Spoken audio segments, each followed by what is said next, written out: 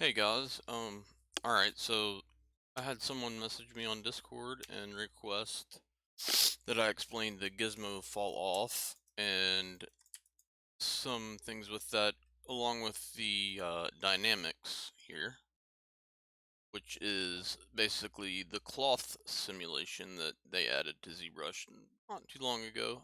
It's been a while now, but it's one of the newer features. Anyways, so I'm just gonna start out with remeshing, z-remeshing this. I already made it a polymesh 3D. I'm gonna.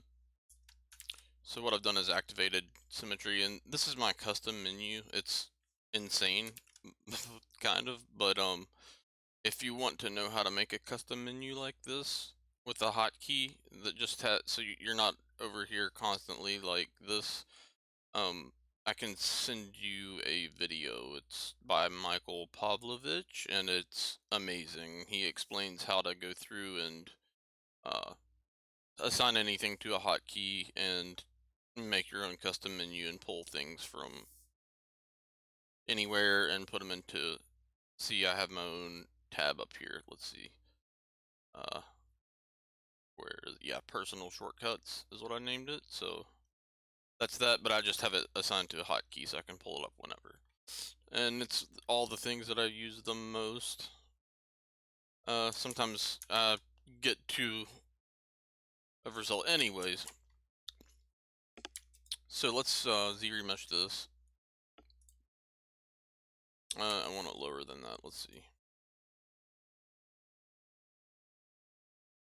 Yeah, let's see. Something. Let's crease.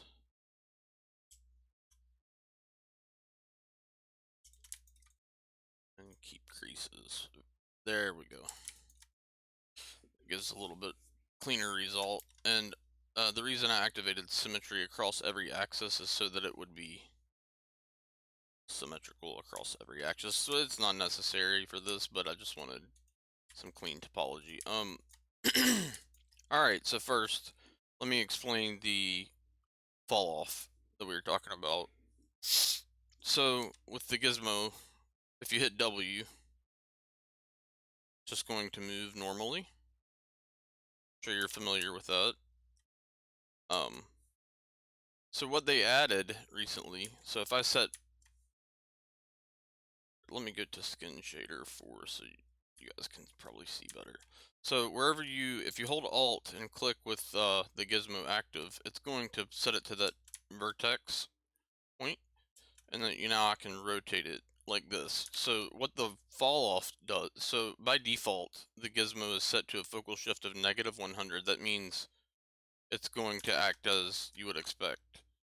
So if you go to 0, you'll see it's starting to have a fall off effect. Like it's not it's affecting the point it's at more so than, so what you can do is go to unmask center, and this will affect the scaling. So you can get some really cool shapes like this. I'm gonna go ahead and actually uncrease this just because I don't really need it. But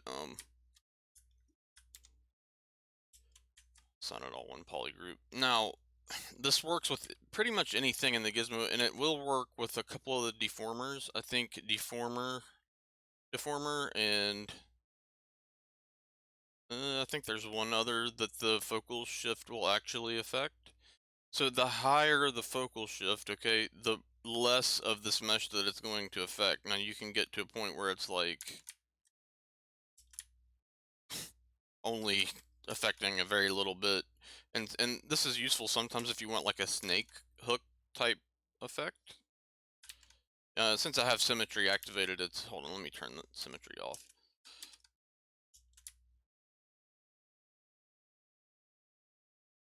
So if you want something like that, but for this shape, I would so I guess let's say we're making a finger or something.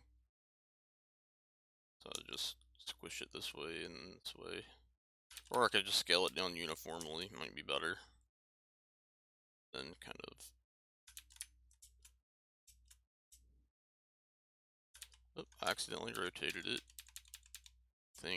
Oh, there we go. Alright, let's see.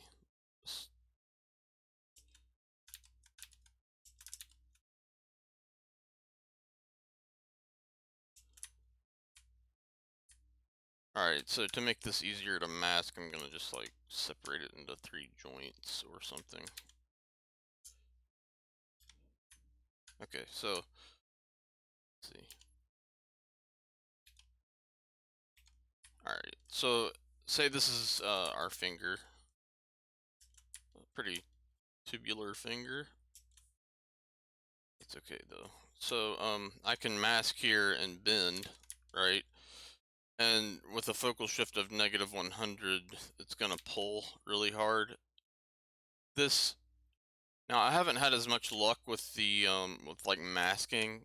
You can soften the mask a bit, but honestly, with the fall off, you don't even really need to mask. I find this is more useful when I like fall off better when I'm not masking the object because you can get some really elegant shapes, sort of like so if I were to subdivide this a couple times, and let's go to like something like 50. You start to pull this around. Let's go a little lower than that. Let's maybe go to like 15.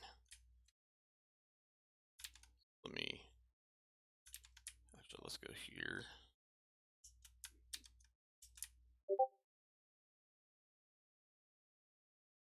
All right, bend it like this.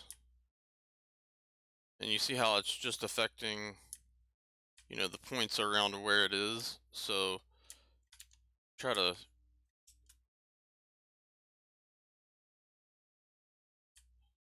not be precious with it, and then just kind of polish it afterwards. That way, like a run of polish a couple times, and you can get some really cool, elegant stuff. And like, if you find it doing this, like you'll go so far, and then it'll snap back. That's okay. You can just like this, and get a really cool. You would need to like remesh this or dynamesh it or something at this point, but yeah, you get the point. But yeah, this works with scaling. It works with I think it works with the deformer. I would need to delete my subdivisions. Let's see. Oops, I didn't mean to pin that.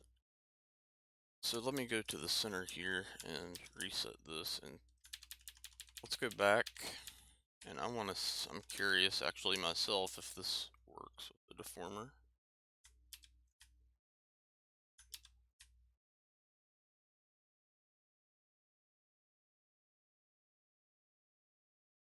Oh,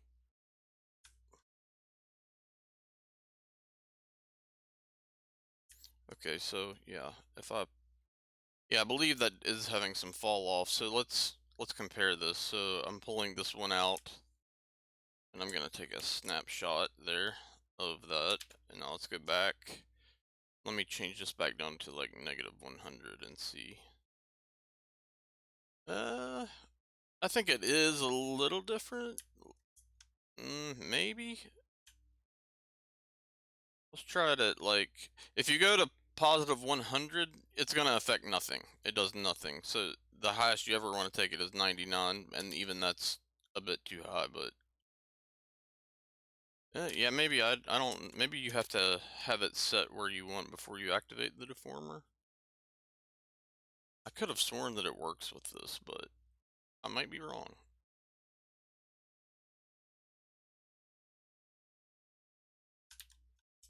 Hmm. Okay, well, I'm not sure. Let's see, maybe it was a different one. Anyways, the main takeaway here is that you can, really get some better control. Like, see how it's kind of convexing the caps there? That's because the focal shift is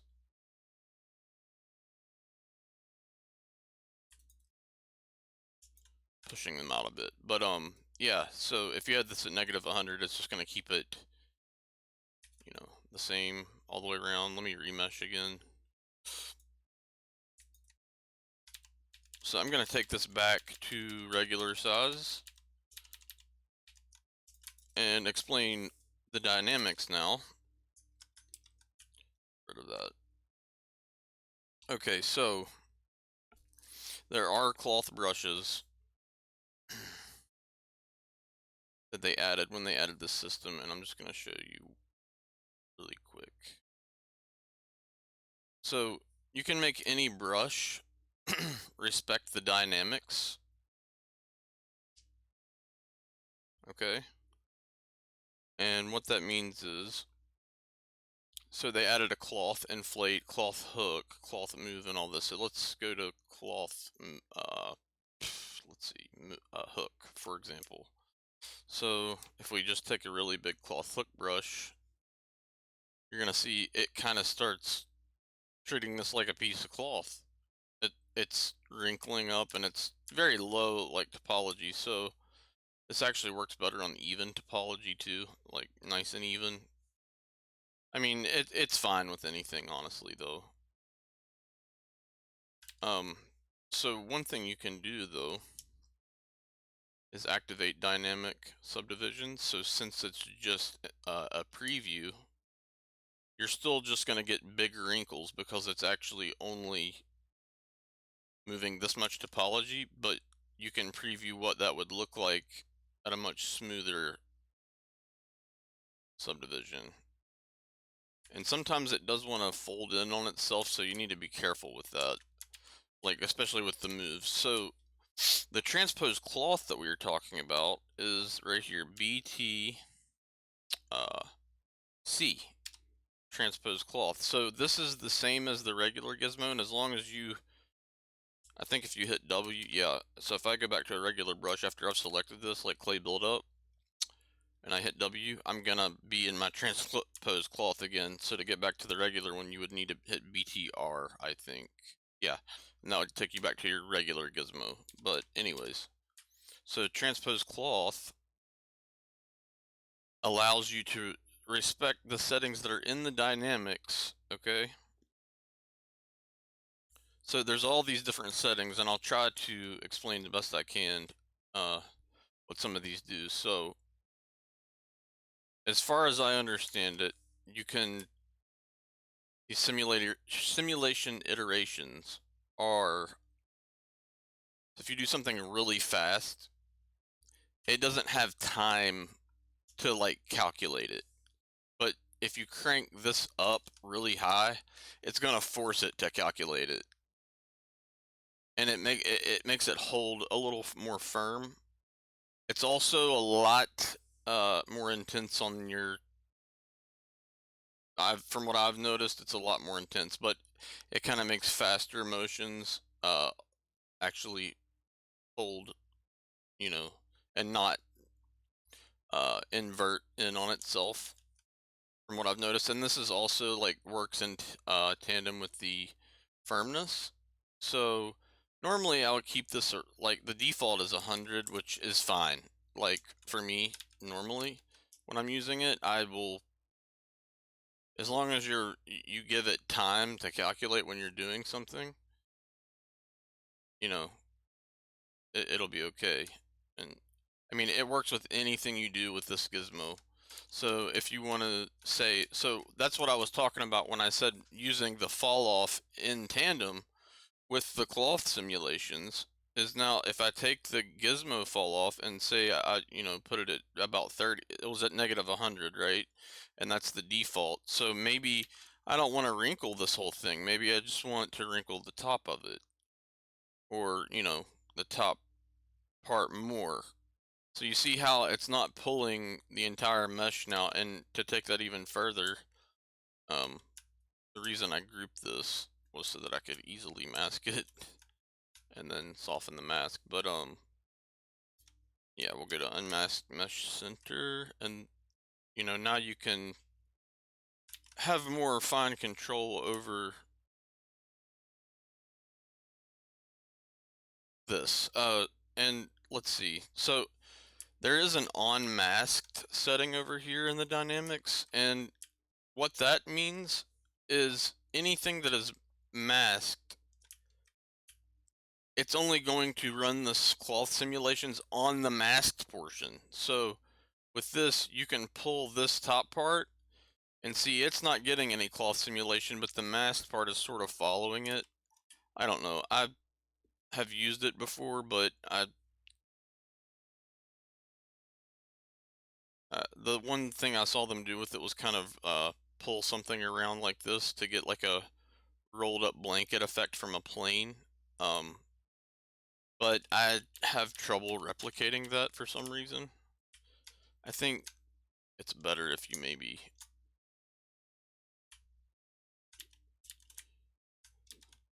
only unmask a small portion of it. So yeah, here we go. Let's see.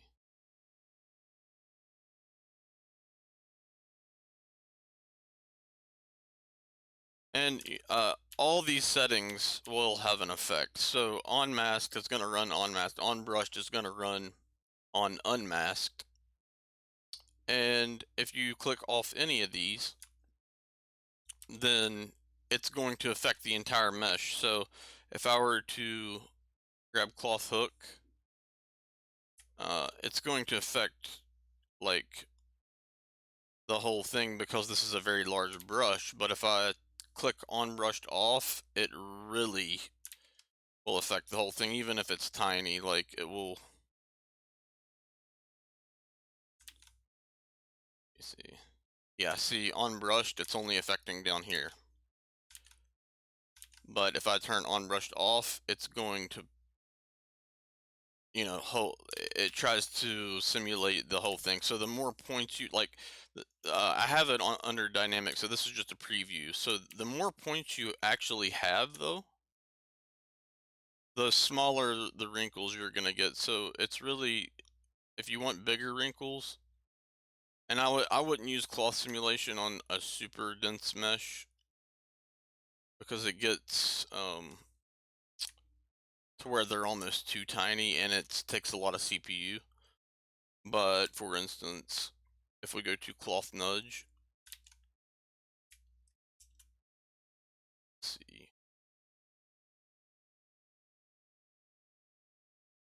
Oh, let me subdivide this up to like 196,000. So also be aware of this. This is your max simulation points down here, which is 250,000. 250 means 250,000. So that means as long as I'm under 250,000, it's going to run the cloth simulation. But sometimes, you know, you see how it's stuttering. It's not a it's very small wrinkles because I've subdivided up to 196,000. Um, and this will get even slower if I were to crank this up so it was. See, it's not even updating yet, and it actually is lagging out now. So you want to be careful with that. Gonna give it some time. Yeah, see, finally, there it is.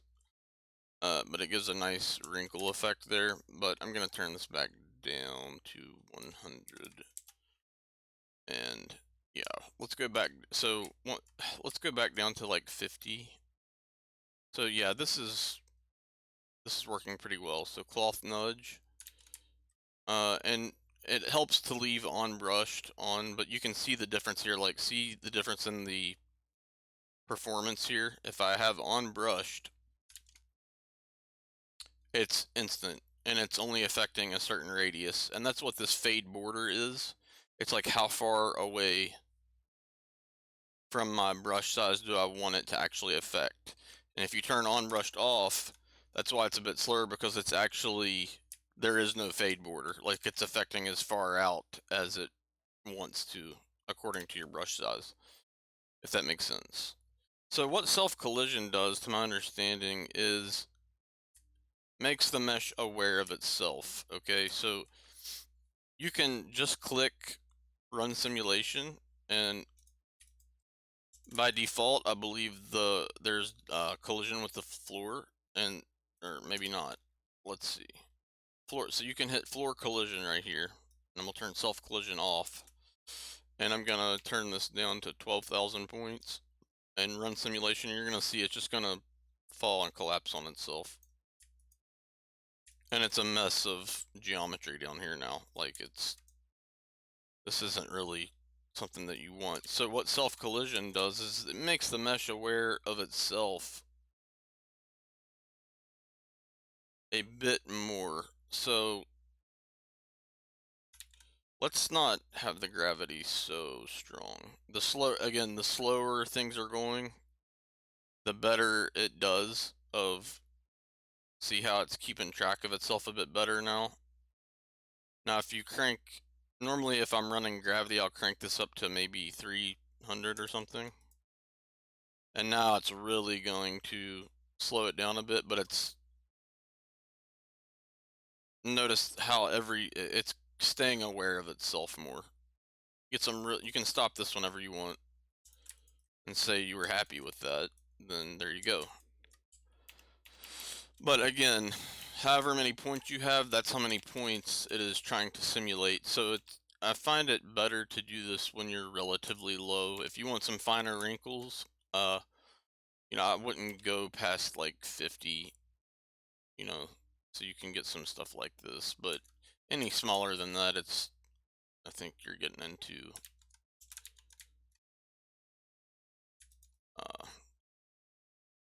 so there's also some other settings here that, so you can turn gravity off and that'll make it not even fall. Like, it'll just contract. Hold on, let's see here what's going on. Let's go down. Let's turn contract up a bit. So you see how it's going to contract now? Now, one of the coolest things about this is, let's append a sphere. Oop, I don't see, and I had cloth transpose, and I forgot my focal shift was up as well. And even if it wasn't, it's, as long as I'm moving that, it's going to contract because that's what I have it set to. So, if you don't want it to run those, then when you're using the transposed cloth, you don't want to have, like, if I want it to inflate, I can just move this up and down and it's going to, see how it just kind of crumples in on itself. That's because self-collision's at 1, I believe. Let's see what it does. Well, it still does it. I just think yeah, see, with it at 4, it's holding it a bit harder, and it's more aware of itself, so you get some more defined wrinkles in there. If I were to crank this up, then you get some really fine wrinkles, and that's only at 32,000 points, and it's actually lagging a little bit. So I usually won't go past 2 on self-collision, just because it tends to run a little smoother, and I could even turn the iterations down. And another big thing is the firmness. The firmness setting is, see, that's a little smoother now. But the firmness setting is going to determine, see how I'm getting a much different result there now? Even at higher topology, it's staying more firm, like I don't know, think of like an umbrella versus here, a better way to show would just be let's do something, delete higher. And let's delete hidden. Wow, did I have 2 spheres? Oh, I did. Okay, so whatever is visible in this scene, if you click this collision volume, it's going to calculate everything in the scene. So think of it as like self-collision, but also collision with everything else in the scene. So I don't want it to be aware of this sphere. That's going to completely just make it hug that. So let's say I want to have this fall and hit the top of this. So we will, the resolution is just how much it's calculating. I'm gonna hit collision volume. And if you ever need to, you can hit recalculate. Inflate is like the distance it's gonna keep away from the thing. Here, I'll show. Okay, so by default, oh, I didn't have gravity on. Let's turn inflate on, gravity, or inflate off, gravity on. I'm having it fall relatively slowly. If I have it fall really fast, it's just gonna, oh, that actually held pretty well. That did really well. So now I have like a nice little tablecloth here. But I'm surprised that did well with the gravity strength up so high. Normally, if you have it run too fast, it will just hit the floor and go right through the thing. I guess my firmness setting has something to do with that, but here, see, firmness down, it's like, these are for more, like, the lower the firmness, think of like a flowing cape versus really high firmness. It might even, like, see how it does there? So what you can do is transpose cloth.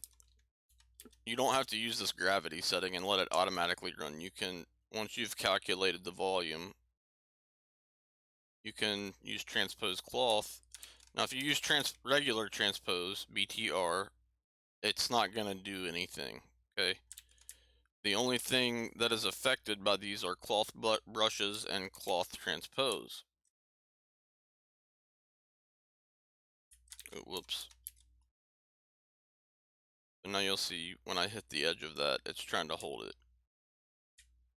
And it's going to be aware of itself since I have self-collision on, and I have the firmness cranked to 6 right now. So let's turn that down to like 4 and like deflate it around this thing.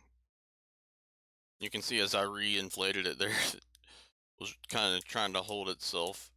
So now that I have it here, you know, you can say turn gravity off. I'd say I don't want it to fall anymore. I just want it to contract around that. Let's turn the amount down. And you can have it contract only along, say I don't want it to shrink as much, so I could, let's say, not do it on the Z and Y, just have it contract on the X. It's going to pull in on the X, which, you know, but you have finer control over it with the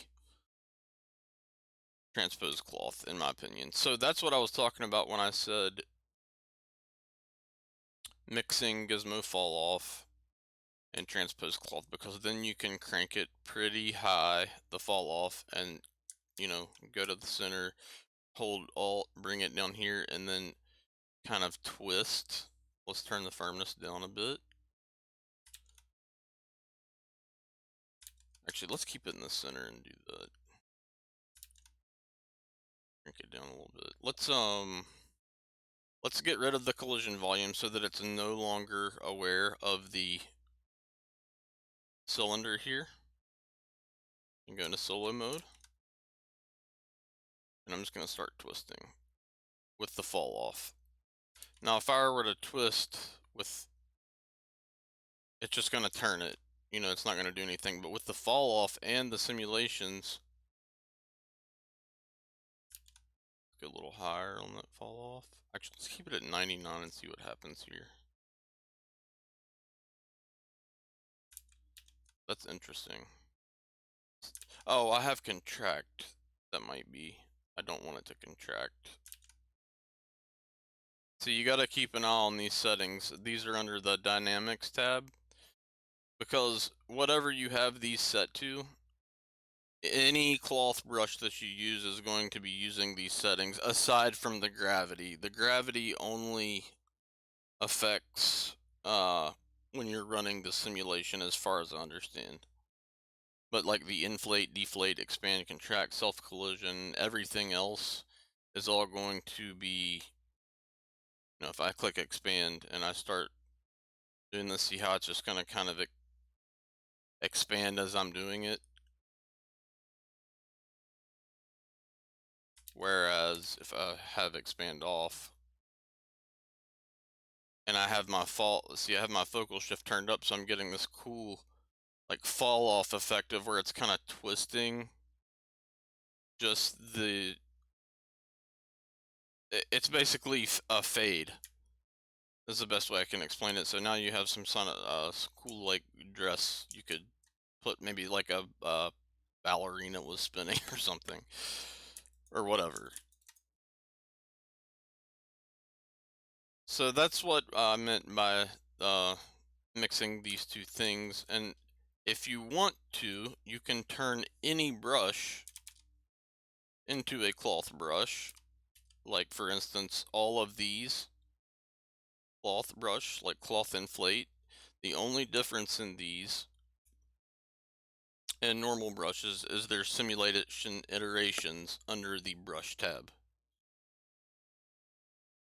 Okay, so if this is at 100, it's having full cloth simulation iterations. That means it's respecting this to the fullest amount, this tab.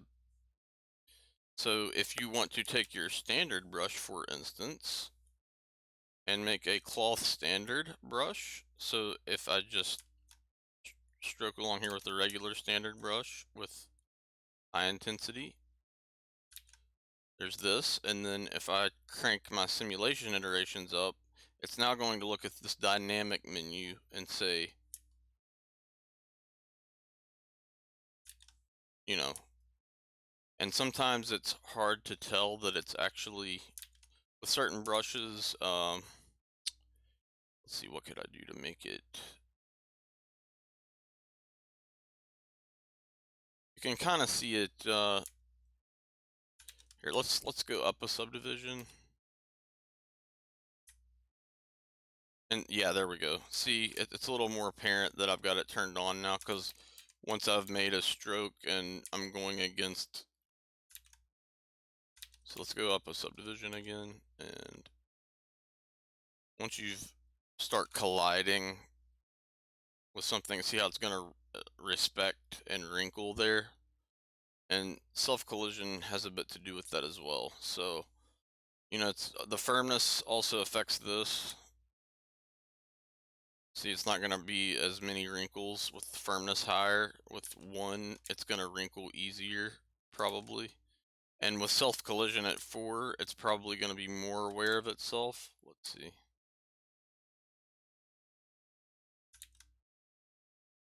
But yeah, you can set iterations to 100 with any brush. So if you look, there is a cloth move brush, which is BCV by default. And you see it has simulation iterations up to 100. And if I go to the regular move brush, it's at 0. So now my regular move brush is a cloth move brush, and it's going to respect the dynamics.